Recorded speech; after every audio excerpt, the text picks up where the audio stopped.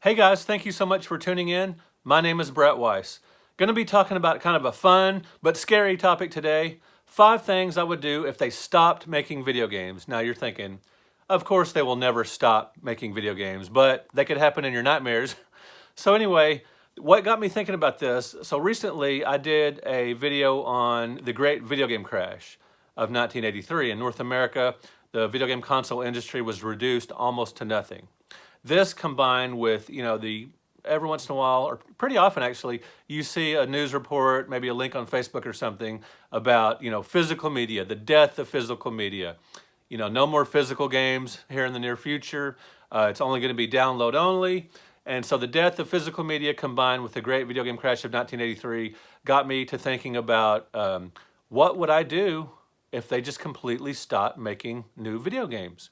Now, the reason I think this way is because I'm a big science fiction fan, and I've even written some science fiction short stories that have been published. And this would be basically sociological science fiction, sort of a alternate future or whatever, where they stopped making video games. And this is sociological science fiction, where you take a trending topic, maybe like the death of physical media, and you sort of extrapolate that to its logical conclusion, or in this case, it would be its logical or actually its ridiculous conclusion, its extreme conclusion, where they stop making video games entirely, not even digital games, downloads. So anyway, this got me thinking, what would I do? What are 5 things I would do if they stopped making video games? So first of all, I would put together a puzzle. Yes, a physical, tactile puzzle. As you can see, I have this copy of this Pac-Man puzzle game, which I have not even taken out of the factory seal. I bought this at the 99 cents only store a few years ago. They had a stack of them for indeed 99 cents. And I bought probably 10 of them, and the rest of them I took to trade shows and traded them for games I needed or whatever. And this one I kept for me, intending to put it together at some point, but I'm so distracted by the newer games that come out that I haven't had time to put this together. Just too many games to play. Now, when I say what would you do if you stop playing or if they stop making new video games, I'm not talking about go outside more, or spend more time with your family, or travel more. I'm not talking about that stuff. I'm just talking about gaming related fun things, just keeping it light and fun.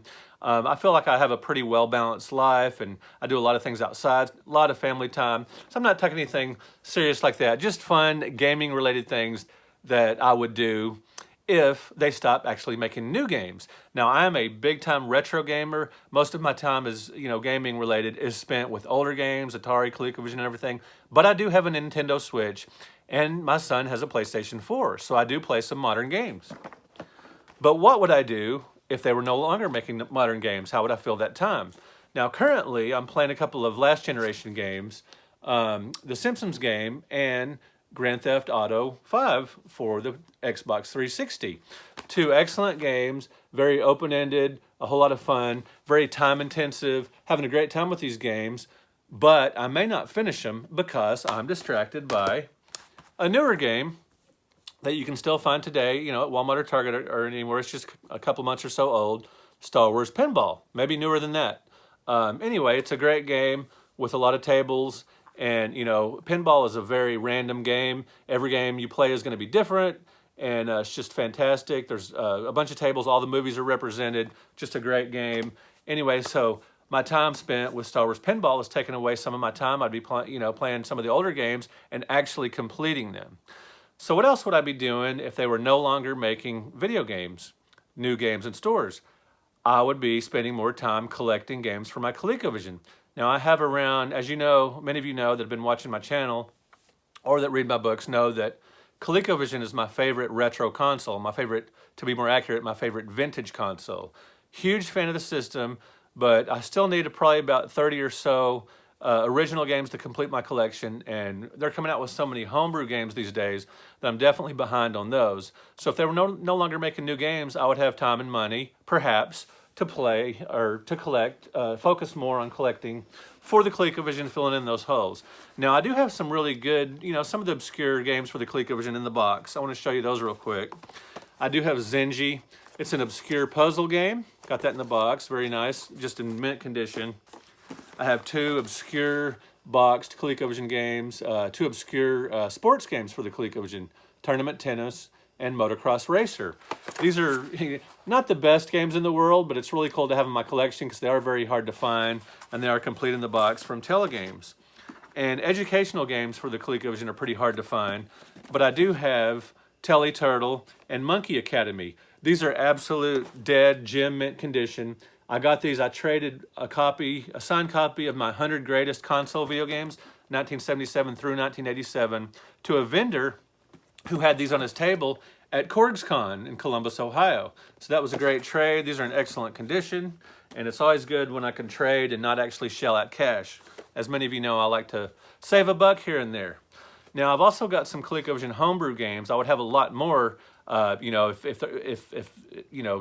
if money were not an option. But I do have a few, and I have this really early one, Star Fortress, and it's kind of a Star Castle clone, and it's fun. It's pretty cool. Very early, though. John Dodzilla was really early on in the homebrew scene.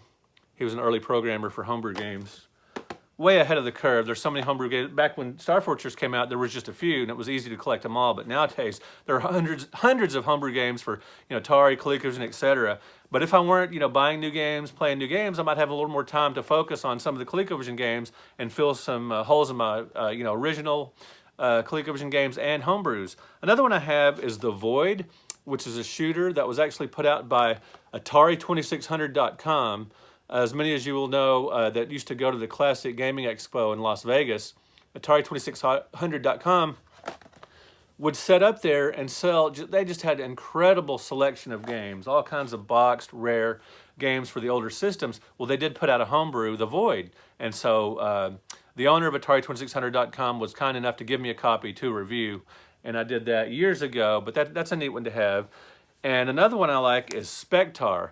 Now, this is an old arcade game, based on it's a port of an old arcade game. This was supposed to be an original ColecoVision back in the day. It was actually pictured on the back of the box, but it was never actually produced for the ColecoVision. And one thing I like about homebrews is they fill in gaps here and there of games that were supposed to come out years ago. Well, some of these homebrewers, people that are programming games in their offices, in their garages or whatever, just in their small companies, are coming out with these games for older systems that were supposed to come out years ago, so that's nice. So I do have some boxed ColecoVision games, just if they weren't coming out with so many new games for my current consoles, maybe I would be able to focus on the ColecoVision a little more. What else would I do, you might wonder, if if there were no new games coming out? I would watch more video game documentaries. Now, on YouTube and streaming, etc., everywhere, there are a lot of video game documentaries coming out, but there's one I haven't seen yet, and I even freaking own it. It is called Unlocked: The World of Games Revealed. Now, last year, I did an interview at Media Juice Studios. Jeremy Sneed interviewed me for a movie coming out. It's a Nintendo documentary that's coming out sometime later this year, and I was interviewed for the film. And when I went out there to Media Juice Studios in Dallas, Jeremy was kind enough to give me a copy of this DVD, which very ungratefully I have yet to watch. It sounds really interesting. It's 3 discs. It's got Michael Rooker, Sean Astin, Tom Arnold, Penn Jillette. It's got celebrities all through it, that are big gaming fans, talking about games and whatnot. And it's from the creators of Video Games the Movie, so I should definitely watch this. I just haven't yet. Maybe I would have if I weren't so distracted by the new games coming out. All right, so that was number 4. Number 5, and this is the final one for this video. What would I be doing if new games were not coming out and I weren't distracted by games like Star Wars Pinball? I would focus more on imports. Now, as you know, many of you know, I write books about video games, but my books cover U.S. releases. I decided to focus on those exclusively because I'm just one person, and to try to cover, the U.S. is one thing, or North America or whatever, but to try to cover the world, just one person, seemed just a little ridiculous. So I have focused on U.S. releases, North American releases, much to the exclusion of imports. And so even to the exclusion of playing imported games, I just don't have that much time to do that. I might have more time if I weren't playing some of the newer games, for the new consoles. And so, but I do have a couple of import games in my collection. I have Aerial Assault for the Sega Game Gear. You notice the box, the gray box with the grid. That's a dead giveaway that it's not a U.S. release. I did get this at a local movie trading company. For whatever reason, they had just a random import among their games, and you rarely see imports at movie trading company. But they did have this for just $2.99. Absolute dead gem mint condition in the box. Very, I like that a lot. You can see the screenshots there. It's a great side-scrolling shooter. Spent a lot of time with that. I have my Game Gear downstairs in my living room, and sometimes I'll plug it in to the wall down there because it eats up batteries, so I like to plug it in. And if my wife is watching TV or whatever, I might plug it in downstairs to play. I don't do that as much as anymore because I do have a Switch downstairs as well, which, there you go, new games, taking away time from some other pursuits I could be doing gaming related, like investigating imports. I also have the Flash for the Sega Master System. Now, I've mentioned this before. I bought it years ago for just $20 on eBay. It's a kind of a beat-em-up platformer or whatever. It's an okay game, but I love having it in my Flash collection because it is hard to find. It's probably around 80 bucks now, but I love having it in my collection. And it was loosely based on the John Wesley Shipp Flash TV show, or at least released around that time. As you can see on the cover, the middle Flash figure looks a little bit like, it's kind of bulked up, and the mask and everything looks a little bit like the Flash from the TV show, the old 1990 Flash TV show. Anyway, I'm sure that's why this game, and the logo, that's like the Flash logo from the TV show as well, the old TV show. Anyway, I've also played, I downloaded Pulseman to my Nintendo Switch, my Nintendo Wii a few years ago. Played that. It's a cool platformer, but I would really like to get more into import games. A friend of mine, Darren, he has a lot of great side-scrolling shooters for his Dreamcast, and he really recommends, importing some games just for those excellent shooters. A lot of stuff that wasn't released in the U.S. Anyway, those are 5 things I would be doing more often or at all if it weren't for all these freaking new games that come in. No, I'm not wanting companies to stop making new games. No, I don't want to live in some dark, dystopian future where there are no new video games coming out. But I thought it'd be fun to take a look at, a few things I would do, perhaps differently or completely different, if new games weren't coming out.